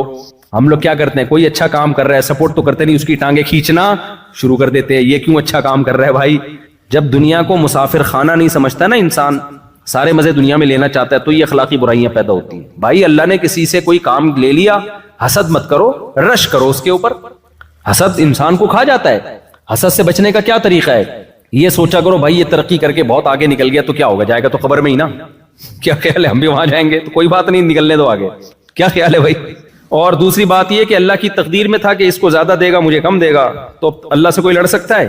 کوئی بات نہیں یار, چلو یار اس کو زیادہ مل گیا, یہ زیادہ خوبصورت ہے, یہ زیادہ صحت اچھی ہے, اس کی 4 ہو گئی ہماری نہیں ہو رہی, یار استغفر اللہ, اس کی جو ہے وہ پیسہ فلاں کے پاس زیادہ آ گیا, فلاں کو جو ہے نا کاروبار میں ترقی ہو گئی, فلاں کی عزت زیادہ ہو گئی. ہونے دو یار, چلتا ہے یار, کوئی بات نہیں, ہم اللہ کی تقدیر پہ راضی. شیطان کے ساتھ یہی تو پرابلم تھی. شیطان عبادت کرتا تھا, اس نے بولا یہ کیا مسئلہ ہو گیا یار, یہ آدم نیا بنایا گیا اور اللہ کہہ رہا ہے اس کو سجدہ کرو, یہ تو پرابلم کریٹ ہو گئی نا. کیا خیال ہے بھائی؟ یہ تو معاذ اللہ نے پرابلم کریٹ کر دی ہے. میں اتنا پرانا, اور یہ دفتر میں کوئی نیا امپلائی آئے اور باس اس کو اپنے قریب کر لے, اور آپ 20 سال سے جاب کر رہے ہو, آپ کو دور رکھے, تو آپ کو غصہ آئے گا کہ نہیں آئے گا؟ تو شیطان کو بھی غصہ آیا کہ بھائی اللہ میاں نے اس کو میرے سامنے بنایا اور مجھے کہہ رہے اس کو سجدہ کرو. اڑ گیا شیطان. اب بھائی تو چھوڑ دے یار, تجھے بھی تو اللہ نے ہی بنایا ہے نا, جتنا تجھے دیا ہے تو اس پہ اللہ کا شکر ادا کر. کیا خیال ہے بھائی؟ اپنے سے کمتر کو دیکھ. اللہ تجھے گدھا بھی بنا سکتے تھے, اللہ تجھے خنزیر بنا سکتے تھے. تبھی حدیث میں آتا ہے دنیا میں ہمیشہ اپنے سے کمتر لوگوں کو دیکھا کرو. کمتر کو دیکھو گے تو شکر کی توفیق ملے گی, اپنے سے اونچوں کو دیکھو گے تو سوائے احساس کمتری کے کچھ بھی حاصل نہیں ہوگا. دوسروں کی بیویاں دیکھ دیکھ کے لوگ احساس کمتری میں جا رہے ہیں. پردہ تو آج کل ختم ہو گیا نا, ابے اس کی بیوی اتنی خوبصورت, میری والی ایسی. تو ابے بھائی تو دیکھ, بہت سارے تجھ سے زیادہ ہینڈسم ہیں, ان کو بیویاں تجھ سے زیادہ بدصورت ملی ہوئی ہیں, ان کو دیکھا کر. ہمارے ایک جاننے والے کی شادی ہوئی, اتنی ٹینشن میں نا, ہمارے استاد سے آ کے کہنے لگا میری دلہن مجھے بالکل پسند نہیں آ رہی ہے, میں بہت ٹینشن میں ہوں, شکل اچھی نہیں ہے, ڈپریشن میں گیا ہوا. ہمارے استاد نے کہا ایسا کر, تو نے کبھی اپنے آپ کو شیشے میں دیکھا ہے؟ کہہ رہے بہت دفعہ دیکھا. کہہ رہے آج اس نیت سے دیکھ کہ اس ڈیزائن پہ تجھے یہ مل گئی, یہ اللہ کا شکر ہے یا نہیں ہے. اپنا ڈیزائن چیک کر دوبارہ سے. واقعی اس نے شیشے میں دیکھا, کہا کہ میں اب اللہ کا شکر ادا کر رہا ہوں. آج تک اس نیت سے کبھی اس نے اپنے آپ کو دیکھا, اب کمپیئر کر کے دیکھا کہ اس سے تو پھر بھی یعنی میں زیادہ بدصورت ہوں. تو اس ڈیزائن پہ یہ بھی غنیمت ہے اللہ کی. اپنا ڈیزائن دیکھتے نہیں ہو میرے بھائی, فلمی اداکاروں کو دیکھ رہے ہیں, تو اس سے نعمت کی ناقدری ہوتی ہے, انسان ٹینشن میں جاتا ہے. تو تقدیر پہ راضی رہو بھائی, جو ہے اللہ کا دیا, میں اللہ کی تقدیر پہ راضی ہوں, کوئی بات نہیں. اللہ نے اس کو زیادہ نواز دیا, زیادہ دے دیا, کوئی بات نہیں. میں نے گھر میں بورنگ کروائی تھی, تو چند مزدور آئے, بڑی محنت سے بورنگ کر رہے تھے, اور ٹھیکیدار نا کرسی پہ بیٹھا ہوا چائے پہ چائے پی رہا ہے. بس وہ تو ٹھیکیدار تھا نا, اس نے ان سے کام لینا تھا. تو میں نے اس مزدور سے کہا کہ یار ٹھیکیدار کو کچھ بھی نہیں, وہ کام پیسہ زیادہ ٹھیکیدار کما رہا ہے, کام سارا تم کر رہے ہو ہے بھائی. وہ تو صرف آرڈر پکڑتا ہے, مزدوروں سے رابطہ کرتا ہے, سارا پیسہ لے گا تو ان کو ان کے کمیشن دیا, اور سارا آرام سے بیٹھ کے دودھ پتی پی رہا ہے, پان گٹکا چبا رہا ہے اور پیسے کما رہا ہے. تو میں نے مزدور سے کہا, میں نے کہا محنت تمہاری اتنی, پیسہ یہ کما رہا ہے, تمہیں غصہ نہیں آتا؟ اس مزدور نے کہا نہیں بھائی اللہ کی دین ہے یار, اللہ کسی کو اس طرح دیتا ہے, کسی کو اس طرح دیتا ہے. خوش. میں نے کہا دیکھو 2 منٹ میں اس نے مسئلہ کیا کر دیا. سارے ٹھیکیدار بن جائیں تو بورنگ کراچی میں ہوتا تو میں کہتا تمہارا باپ کرے گا. پھر بھائی اللہ کی تقسیم ہے, کسی کو اللہ نے ٹھیکیدار بنا دیا اور کسی کو اللہ نے سارے ہی ٹھیکیدار بن جائیں, تو پھر تھوڑی, پھر کون بورنگ کرے گا بیٹھ کے. تو یہ اللہ کی دین ہے میرے بھائی. یبسط الرزق لمن یشاء, جس کو چاہتا ہوں رزق کے دروازے کھول دیتا ہوں, ویقبض, جس کے چاہتا ہوں رزق کے دروازے بند کر دیتا ہوں. لیکن تسلی اللہ نے جس کے رزق کے دروازے کم کر دیے اس کو بھی دی ہے.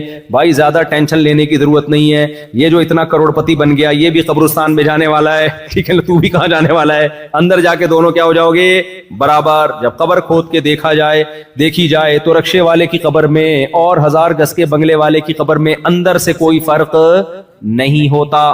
تو اس لیے اخلاقیات میں کیا ہے, ایک دوسرے سے حسد اور جیلسی بولو مت کرو, غیبتیں, چغلیاں, مخالفتیں مت کرو ایک دوسرے کی.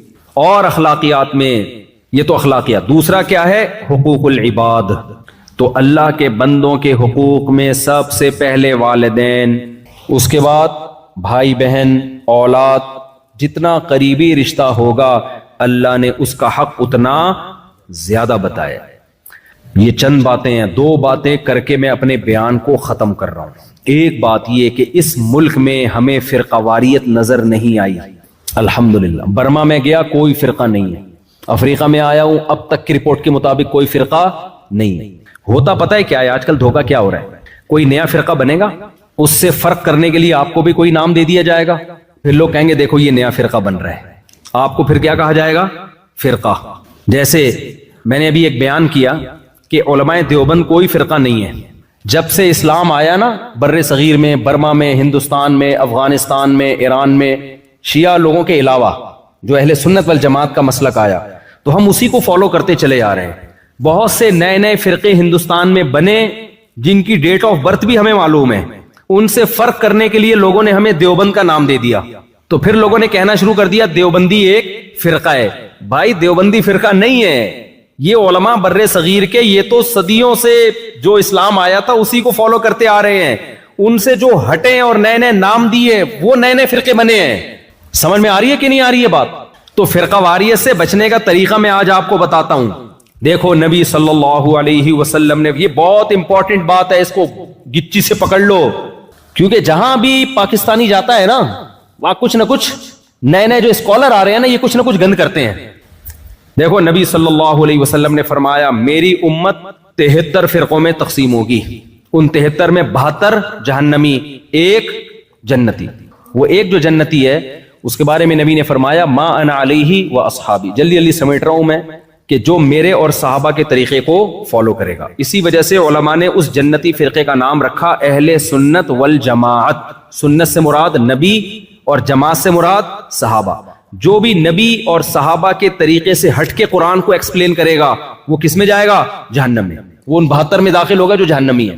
یہ جو چاروں امام ہے نا, امام ابو حنیفہ, امام مالک, امام احمد, امام شافعی رحمہم اللہ تعالی, ان کی اصل بنیاد قرآن, سنت اور صحابہ ہیں. یہ کبھی اجماع صحابہ کے خلاف بولو نہیں جاتے. تبھی چاروں امام 3 طلاقوں کو 3 کہتے ہیں. وجہ کیا ہے کہ صحابہ سارے کے سارے 3 طلاقوں کو اکٹھی 3 طلاقوں کو 3 مانتے تھے. یہ صحابہ کے اجماع کے خلاف نہیں جاتے تھے یہ لوگ. ہاں کچھ مسائل میں ان میں اختلاف ہوا, اس اختلاف کی وجہ سے وہ جہنمی فرقوں میں نہیں آ جاتے. اس کی دلیل بھی حدیث سے ثابت ہے. نبی صلی اللہ علیہ وسلم نے صحابہ کو بھیجا کہ تم میں کوئی عصر کی نماز نہ پڑھے جب تک بنو قریظہ نہ پہنچ جاؤ. جلدی جلدی حدیث بیان کر رہا ہوں. صحابہ گئے, عصر کی نماز قضا ہونے لگی. اب بعض نے کہا بھائی نبی کا مقصد یہ تھوڑی تھا کہ نماز قضا کر دی جائے, تو اس لیے ہم نماز پڑھیں گے. قرآن نے حکم دیا ہے عصر کی نماز کی حفاظت کرو, درمیانی نماز کی حفاظت کرو.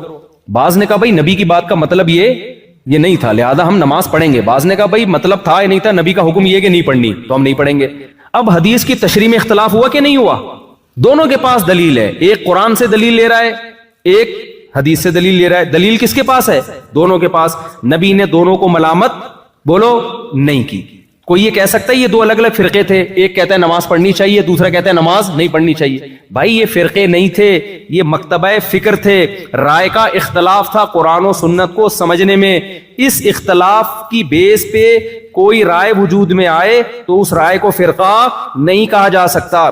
یہ جو امام ابو حنیفہ, امام مالک, امام شافعی, امام احمد بن حنبل, انہوں نے قرآن و سنت پہ ریسرچ کی ہے تو بہت سارے مسائل میں ان کا اتفاق ہو گیا. اور کچھ مسائل ایسے تھے جن میں ادھر بھی دلیل ادھر بھی دلیل, تو ان مسائل میں ان کا اختلاف ہو گیا اور انہوں نے اسلامی قانون کو مرتب کر لیا. جب اسلامی قانون مرتب ہوا تو پوری دنیا میں انہی کے فالوورز پھیل گئے. پوری دنیا میں, بر صغیر میں, ہندوستان, پاکستان, اسی طرح روس کی ریاستیں, ازبکستان, بخارا, سمرقند, ان علاقوں میں, افغانستان اور برما, یہ پورے علاقوں میں فقہ حنفی آیا. سمجھتے ہو؟ تو یہ سارے کے سارے یہاں اسلام لانے والے ہی حنفی تھے. تو یہاں قدیم جو اسلام آیا ہے وہ کون لے کر آئے ہیں؟ حنفی علماء لے کر آئے ہیں. تبھی صدیوں سے یہاں فقہ حنفی کو فالو کیا جا رہا ہے. آپ جس کنٹری میں رہتے ہیں یہاں زیادہ تر لوگ مالکی ہیں. میں نے یہاں دیکھے نماز پڑھتے ہوئے فقہ مالکیہ کو.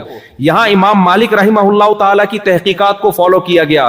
سعودی عرب میں بہت تھوڑے سے علاقے میں 2% لوگوں نے امام احمد ابن حنبل کے فقہ کو فالو کیا. اسی طرح ملیشیا, انڈونیشیا میں اسلام کیا تو شوافے گئے وہاں پہ, فقہ شافی. تو پوری دنیا صدیوں تک ان 4 فقہ کو فالو کرتی رہی ہے. لہذا کوئی اگر اٹھ کے کہے یہ 4 فقہ فرقے ہیں تو وہ 100% غلط بات کر رہا ہے, کیونکہ اس کا مطلب تو پھر پوری امت ہی جہنم میں چلی گئی نا. بچے گا کون؟ ابے کیا ہو گیا؟ تو بچے گا پھر کوئی؟ پھر وہی دال چاول والا قصہ ہو جائے گا جو میں بار بار بیان کرتا ہوں. ایک آدمی نے خواب دیکھا کہ جنت میں دال چاول کھائی جا رہی ہے, جہنم میں دیگیں پک رہی ہیں. اس نے کہا یار یہ کیا مذاق ہے؟ تو فرشتے نے بولا 4 آدمی آئے ہیں جنت میں دال چاول ہی پکائیں گے, اب دیگیں تھوڑی پکائیں گے ان کے لیے ہم. کچھ لوگ اسلام کو ایسا ایکسپلین کرتے ہیں کہ ایسا لگتا ہے یہ 4-6 آدمی ٹھیک ہیں, باقی سارے صدیوں سے کیا کر رہے ہیں؟ گھاس کھا رہے ہیں. تو امام ابو حنیفہ کا جو فقہ ہے وہ فقہ حنفی ہے وہ فقہ محمدی, نبی کا فقہ ہی ہے. اس کو مرتب امام ابو حنیفہ نے کیا, ان کے شاگردوں نے, اس لیے نسبت کس کی طرف کر دی؟ امام حنیفہ کی طرف. جیسے مصحف عثمانی, حضرت عثمان, یہ جو ہم مصحف پڑھتے ہیں نا قرآن, اس کو مصحف عثمانی کہا جاتا ہے. تو کیا مطلب یہ نبی کا مصحف نہیں ہے کیا؟ بھائی نبی کا مصحف ہے, لیکن اس کو ترتیب کس نے دیا ہے؟ جمع حضرت عثمان نے. تو نسبت کس کی طرف کر دی ہے؟ اب کوئی کہے ہم ابو حنیفہ فقہ حنفی کو نہیں, ہم قرآن و حدیث کو مانتے ہیں, اس کو چاہیے اپنی کھوپڑی کا علاج کرائے. یہ ایسا ہی ہے جو کہ میں مصحف عثمانی نہیں مانوں گا, میں مصحف محمدی مانوں گا. تو کہاں سے لائے گا مصحف محمدی؟ نبی کا مصحف مرتب کس نے کیا ہے؟ کوئی کہے میں بخاری کی حدیث نہیں مانوں گا, میں نبی کی حدیث مانوں گا. ابے بھائی امام بخاری نے جو نبی کی باتوں کو جمع کیا تو جن باتوں کو امام بخاری نے مرتب کیا اس کو بخاری کی حدیث کہا جاتا ہے وہ نبی کی حدیث. تو یہ جو قانون اسلامی مرتب ہوا ہے نا, اس مرتب شدہ قانون کو کیا کہا جاتا ہے؟ جس کو امام مالک نے مرتب کیا اس کو فقہ مالکیہ. تو یہ پوری دنیا میں پھیل گیا, اور جب گیا ہے تو پھر پوری دنیا میں مسلمانوں نے اسی کو فالو کیا ہے. ہر شخص کو اجازت نہیں دی ہے کہ وہ خود قرآن و حدیث میں تحقیق کر کے چیزیں لائے مارکیٹ میں. اگر ہر شخص کو اجازت دے دی جائے کہ خود سے وہ تحقیقات کرتا رہے تو دین چوں چوں کا مربع بن جائے گا, اچار چٹنی بن جائے گا, اور خواہشات کا مجموعہ بن جائے گا جیسے کہ بن رہا ہے. ہر اسکالر اٹھتا ہے قرآن حدیث کے نام پہ کوئی نیا منجن مارکیٹ میں لا کے بیچنا شروع کر دیتا ہے. تو اس لیے حنفی بھی ٹھیک ہے, مالکی بھی ٹھیک ہے, شافی بھی بولو ٹھیک ہے. ان میں اگر اختلاف ہے تو وہی والا اختلاف ہے جو صحابہ میں بنو قریظہ والا اختلاف ہوا تھا. نبی نے کسی کو بھی جہنمی نہیں کہا, لیکن علماء کہتے ہیں فالو ایک کو کرنا ہے, برحق چاروں کو سمجھنا ہے. جیسے صحابی نے ایک رائے کو فالو کیا تھا نا, دو رائے کو فالو کرنا ممکن نہیں ہوتا. اب ایک صحابی کہہ رہے میں نہیں بھی پڑھوں گا اور پڑھوں گا بھی عصر کی نماز. بھائی ایک کو فالو کرو گے آپ, یا تو نہیں پڑھو گے یا پڑھو گے, دو کو تھوڑی فالو کیا جا سکتا ہے. لوگ کہتے ہیں جب چاروں برحق ہیں تو چاروں کو فالو, یہ پاسبل نہیں ہے. دوسرا اس میں خواہشات کا دروازہ کھل جائے گا, اس لیے منع کیا جاتا ہے بھائی ایک کو فالو کرو. اب کیا ہوتا ہے, کچھ لوگ ہمیں فون کرتے ہیں کہ کسی لڑکی سے شادی کرنی ہے, اس کے ابا راضی نہیں ہے. میں کہتا ہوں آپ مجھ سے مسئلہ کیوں پوچھ رہے ہو, آپ تو اہل حدیث سے پوچھتے ہو مسئلہ. وہ کہتے ہیں بھائی اب لڑکی چاہیے نا, تو اب ہم سے پوچھ رہے ہیں مسئلہ. اہل حدیث تو کہتے ہیں کہ ولی کی اجازت کے بغیر نکاح نہیں ہوتا. کیکڑا کھانا ہو تو شافی بنا ہوا ہے, اور لڑکی کے ابا کی مرضی کے بغیر لڑکی سے شادی کرنی ہے تو حنفی بنا ہوا ہے. حالانکہ امام شافی کے نزدیک باپ کی مرضی کے بغیر آپ کسی لڑکی سے شادی بولو نہیں کر سکتے. نہ امام احمد کے نزدیک کر سکتے ہو, نہ امام مالک. دلائل دونوں کے پاس ہیں, ادھر بھی ہیں ادھر بھی ہیں, تبھی تو اختلاف ہوا ہے. تو اس لیے آپ اگر فرقہ واریت سے بچنا چاہتے ہو تو وہی طریقہ ہے جو صدیوں سے چلا آ رہا ہے. ایک کو فالو کرو مضبوطی کے ساتھ اور دوسرے پہ طنز مت کرو. ہاں کچھ چیزیں ایسی ہیں جو فقہ حنفی میں یا فقہ شافی میں ہیں نہیں, گھسیڑ دی گئی ہیں, وہ بدعتیں کہلاتی ہیں. ان بدعات میں کسی کو فالو نہیں کرنا, بدعت کا بائیکاٹ کرنا ہے. اب وہ بدعتیں کیا کیا ہیں جو حنفیوں میں بھی ہیں, کچھ شافیوں میں ہیں, کچھ مالکیوں میں ہیں, وہ میں بدعتوں پہ بیان کروں گا تو بہت لمبا بیان ہو جائے گا. تو بدعت میں کسی کی نہیں ماننی ہم نے. اور دوسری بات یہ کہ کچھ لوگ آئیں گے آپ کے پاس, امام حنیفہ نے یہ کہا, امام شافی نے یہ کہا, اس کی کوئی دلیل نہیں. بھائی جب فقہ مرتب ہوا ہے نا تو اس میں یہ نہیں ہوتا کہ ہر امام ابو حنیفہ کا قول لے لیا گیا ہے. فقہ میں پھر علماء مشائخ نے یہ فیصلہ کیا ہے کہ فلاں قول چھوڑ دیا, کسی دوسرے قول پہ فتویٰ دے دیا تو وہ فقہ کا حصہ بن گیا. شافعی فقہ میں امام شافی کا ہر قول شافی فقہ نہیں ہے. لوگ ہم پہ اعتراض کر رہے ہوتے ہیں 2.5 سال تم لوگ کہتے ہو دودھ پلانے کی مدت ہے. امام حنیفہ کہتے ہیں کہ دارالحرب میں سود لینا جائز ہے. بھائی فقہ حنفی میں جائز نہیں ہے, فقہ حنفی میں 2 سال کے بعد دودھ پلانا ناجائز ہے. تو اس میں فقہا خود فیصلہ کر چکے ہیں. بعض دفعہ امام حنیفہ تک حدیث نہیں پہنچی ہوتی. امام حنیفہ کے نزدیک بارش کے وقت نماز استسقاء نہیں ہے. اب کوئی کہہ دیکھو امام حنیفہ کے نزدیک بارش میں استسقاء نہیں ہے اور حدیث میں آتا ہے بارش میں استسقاء کی دعا ہے, تو یہ حنفی مذہب قرآن و سنت کے خلاف ہے. بھائی امام ابو حنیفہ کے اس قول کو حنفیوں نے لیا نہیں ہے, سمجھتے ہو, صاحبین کے قول کو لیا ہے, کیونکہ اس میں امکان ہے کہ ہو سکتا ہے امام صاحب تک یہ حدیث نہ پہنچی ہو. تو ہر اشکال کا جواب علماء کے پاس موجود ہے, لیکن کچھ لوگ آئیں گے آپ کو مختلف طریقوں سے توڑنے کی کوشش کریں گے. تو آج جو بھی کمبخت اتحاد کا لیبل لگا کے امت کو جوڑنے کی بات کر رہا ہے نا, وہ اصل میں نیا فرقہ بنا رہا ہوتا ہے, ایک نیا منجن مارکیٹ میں لا رہا ہوتا ہے. تو یہاں مالکی لوگ ہیں, ان کو مت چھیڑو. بولو بھائی امام مالک کا مذہب بھی کیا ہے, تنگ نہیں کرو ان کو چھیڑ چھیڑ کے.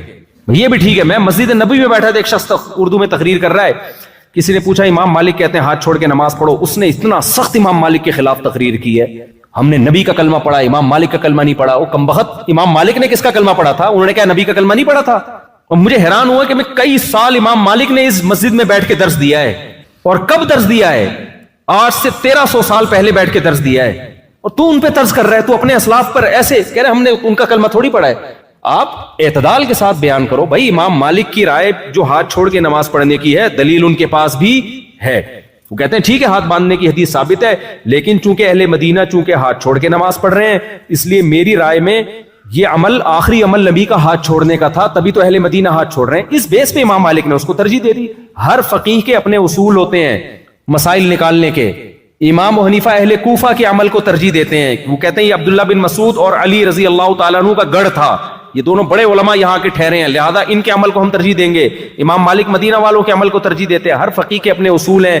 تو مجھے بڑا افسوس ہوا کہ یہ کمبخت اگر بیٹھ کے یوں بیان کر دیتا کہ بھائی امام مالک رحمہ اللہ تعالیٰ کی رائے بھی ٹھیک ہے، اس کی بھی دلیل ہے اور ہماری رائے بھی ہے، تو کسی ایک کو فالو کرنا چاہیے، دوسرے پہ رد نہیں کرنا چاہیے. بہت زیادہ ہوتا اپنے نظر میں جو رائے، جس رائے کو ترجیح ہوتی وہ بیان کر دیتا کہ ہماری رائے میں یہ والی رائے زیادہ راجح ہے.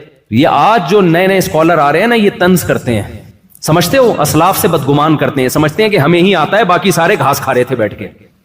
تو فرقواریت سے بچنے کے لیے ضروری ہے اس طرح کے اسکالر سے ہوشیار رہو. ہاں، بدعت کو اپنے قریب مت آنے دو. عقیدے پہ کمپرومائز بولتے کیوں نہیں، چپ. عقیدے پہ کمپرومائز، عقیدے میں کوئی حنفی شافی نہیں ہوتا. عقیدوں کو قرآن و سنت نے بہت واضح بیان کر دیا ہے. اجماعی مسائل میں کوئی حنفی شافی نہیں ہوتا. اجماعی مسائل کو قرآن و سنت نے بہت ڈیٹیل سے، ہم 3 طلاق کو 3 اس لیے نہیں کہتے کہ امام حنیفہ نے فرمایا ہے، یہ تو اجماعی مسئلہ ہے، اس میں تو کسی کا اختلاف ہی نہیں ہے. یہ تو قرآن نے بھی بتا دیا، حدیث میں بھی، صحابہ نے بھی بتا دیا. تقلید تو کی جاتی ہے ان مسائل میں جن میں کیا ہے، اختلاف ہے، دونوں طرف دلائل ہیں. ان میں انسان کہتے ہیں ایک کو فالو کرو، دوسرے کو غلط مت کہو. جو اجماعی مسائل ہیں ان میں نہیں کسی کو فالو کیا جاتا، ان میں تو سب اتفاق چلا آ رہا ہے. تو یہ چند باتیں آپ کی خدمت میں. اور آخری سچی مچی کی آخری بات، دیکھو اپنا ایمان ان ملکوں میں بچانا چاہتے ہو تو تبلیغ سے جڑ کے رہو. ساس سسر کو امی ابو کہنا. بہت سے لوگ اپنے ساس سسر کو امی ابو کہہ کر پکارتے ہیں. کیا یہ جائز ہے؟ کیونکہ والد کے علاوہ کی طرف نسبت کرنا تو درست نہیں ہے. جویریہ صاحبہ کراچی سے. جائز ہے بھائی، ساس سسر کو تعظیم سے ابو امی ہی کہنا چاہیے، کیونکہ آپ کے شوہر کے ابو اور آپ کے شوہر کی امی تو ان کو بے ادبی محسوس ہوتی ہے کہ جو لقب ہمیں اس گھر میں ملا ہوا ہے ہماری اولادوں کی طرف سے، ہمیں اب کچھ اور نام سے پکارا جا رہا ہے. یہ ان کو ایک قسم کی اپنی توہین محسوس ہوتی ہے. تو آپ کے میاں اپنی امی کو امی کہہ رہے ہیں، اپنے ابو کو ابو کہہ رہے ہیں، تو آپ ان کے گھر میں رہ کر یہی کہیں کہ امی ابو. رہا یہ مسئلہ کہ وہ جو ہے کیا نام، اولاد اور بہو جو ہے نا، یہ داماد اور بہو یہ اولادوں میں ہی داخل ہیں. یہ جو قرآن مجید میں اللہ تعالیٰ کے ارشاد ہے نا، ندعو ابناءنا و ابناءکم. نبی صلی اللہ علیہ وسلم جب مباہلہ کے لیے گئے ہیں تو حکم یہ تھا کہ اپنی اولادوں کو بھی لے کر جائیں. تو اس میں یہ کہ ہم اپنے بیٹوں کو بھی لے کر آئیں گے. تو آپ صلی اللہ علیہ وسلم حضرت علی رضی اللہ تعالیٰ عنہ کو بھی لے کر گئے ہیں. تو علماء نے اس میں یہ لکھا ہے کہ یہ اولاد کے مفہوم میں حضرت علی بھی داخل تھے. داماد بھی اولاد ہی کی طرح ہوتا ہے، اسی طرح بہو بھی اولاد کی طرح ہوتی ہے. تو داماد کو چاہیے کہ وہ اپنی بیوی کے والدین کو وہی کچھ کہا کرے، وہی لقب دیا کرے جو اس کی بیوی دیتی ہے. اگر بیوی اپنے والد کو ابو کہتی ہے تو داماد کو بھی چاہیے کہ وہ اپنے سسر کو ابو کہے. اگر بیوی اپنے والد کو ڈیڈی کہتی ہے تو شوہر کو چاہیے اپنی بیوی کے والد کو ڈیڈی ہی کہا کرے. اگر وہ پاپا کہتی ہے تو شوہر کو بھی چاہیے کہ وہ اپنی بیوی کے ابا کو پاپا کہے. اور آپ کو پتہ ہے، پاپا سے یاد آیا کہ ہمارے خاندان ہیں، ان کے گھر میں بیکری کا سارا سامان ہے. تو وہ ناراض ہوتے ہیں، میرا یہ کلپ سنیں گے. ان کے گھر میں پاپا تو بیکری کی چیز ہوتی ہے نا، تو وہ ان کے گھر میں اور بھی 2-3 لقب اس طرح کے ہیں کہ وہ بیکری کا پورا آئٹم بن جاتا ہے. لوگ کہتے ہیں ان کے گھر میں بیکری کے تمام سامان موجود ہے، لیکن میں بتاؤں گا نہیں، وہ پھر ناراض ہو جائیں گے، ہمارے اپنے رشتہ دار ہیں قریبی. خیر، تو جو یعنی آپ کے شوہر اپنے والدین کے لیے جو لقب استعمال کرتے ہیں تو بیوی کو چاہیے وہی لقب ساس سسر کے لیے استعمال کرے. اور اسی طرح معاملہ یہاں بھی ہے کہ بیوی اپنے والدین کو جن الفاظ سے پکارتی ہے تو داماد کو بھی چاہیے کہ اپنے ساس سسر کو انہی الفاظ سے پکارے. اس میں وہ اپنی عزت محسوس کرتے ہیں، اپنائیت محسوس کرتے ہیں. رہا یہ مسئلہ کہ بھائی ابا کے علاوہ کسی اور کی طرف نسبت جائز نہیں ہے، تو اس کا مطلب یہ ہے کہ غیر ابا کو اپنا ابا بنا کے نہیں پیش کرنا چاہیے. یعنی کوئی آپ سے پوچھے کہ آپ کے والد صاحب کون ہیں تو آپ نے پتہ چلا سسر کو بول دیا یہ میرے والد صاحب ہیں، تو یہ غلط ہو جائے گا. اس کے جو آپ کے سچی مچی کے والد ہیں ان کو تکلیف ہوگی، لے بھائی اب تو اتنا فری ہو گیا، سسرال کا ایسا غلام بن گیا کہ اپنے اوریجنل ابا کو ہی تو نے فہرست سے نکال دیا ہے. تو یہ مطلب ہے کہ جب کوئی آپ سے پوچھے کہ آپ کی والدہ کون ہے تو پھر آپ نے اپنی سچی مچی کی والدہ کا نام بتانا ہے، مدر ان لا کا نام نہیں بتانا. نہ ماں کا نسب تبدیل کر سکتے ہیں، نہ باپ کا نسب. تو پیار سے تو کسی کو بھی پکار سکتے ہیں. ہم تو ایسے لوگوں کو بھی جانتے ہیں کہ اپنے ابا کو کچھ اور کہتے ہیں اور چاچا کو ابا کہتے ہیں. تو یہ جو الفاظ ہیں نا، ان سے کچھ نہیں ہوتا. غیر والد کی طرف نسبت کہ کنفیوژن پیدا ہو جائے کہ یہ اس کے حقیقی ہیں یا نہیں ہے. تو یہ کنفیوژن آپ کو بہرحال دور کرنی پڑے گی. جب کوئی پوچھے کہ تمہارے حقیقی فادر کون ہے تو وہ آپ کو بتانا پڑے گا. اس کی مثال ایسے جیسے آج کل لے پالک میں ولدیت میں اپنا نام ڈال دیتے ہیں. یہ بہت بڑا جرم ہے, بہت بڑا گناہ ہے. میں چونکہ بہت نکاح پڑھاتا رہتا ہوں تو اس میں کئی بار ایسا ہوتا ہے کہ لڑکی کے جو اصل والد ہیں ان کا نام نہیں ہوتا, بلکہ بچی کو بچپن میں جس نے لے کے پالا ہوتا ہے اس کا نام ڈالا ہوتا ہے. یہ بہت بڑا جرم ہے. سورہ احزاب میں قرآن نے اس سے صاف طور پہ منع کیا ہے. آپ صلی اللہ علیہ وسلم کو زید ابن حارثہ سے کس قدر محبت تھی, لے پالک تھے, آپ کے انتہائی چہیتے تھے, مگر قرآن نے آپ صلی اللہ علیہ وسلم کو منع کیا کہ ان کو زید ابن محمد کہنے کی اجازت نہیں ہے, بلکہ یہ زید ابن حارثہ ہی کہلائیں گے. ولدیت میں آپ صلی اللہ علیہ وسلم اپنا نام نہیں ڈال سکتے. تو ہمیں کیسے اجازت دے دی گئی ہے کہ ہم سوتیلے بچے کے نام کے ساتھ سوتیلے باپ کا نام ڈال دیں آئی ڈی کارڈ میں اور بے فارم وغیرہ میں, برتھ سرٹیفکیٹ میں اور نکاح نامے میں. یہ بالکل غلط ہے, اس کی قطعاً اجازت نہیں ہے. ہاں پیار سے کسی کو بھی کچھ بھی کہا جا سکتا ہے, اس میں نہ اللہ کی طرف سے پابندی نہ گورنمنٹ کی طرف سے, بلکہ ساس سسر کو ساس سسر کے بجائے ابو امی کہہ کے خطاب کرنا چاہیے. اس سے ان کو خوشی ہوتی ہے کہ ہمیں عزت دی جا رہی ہے اس گھر میں.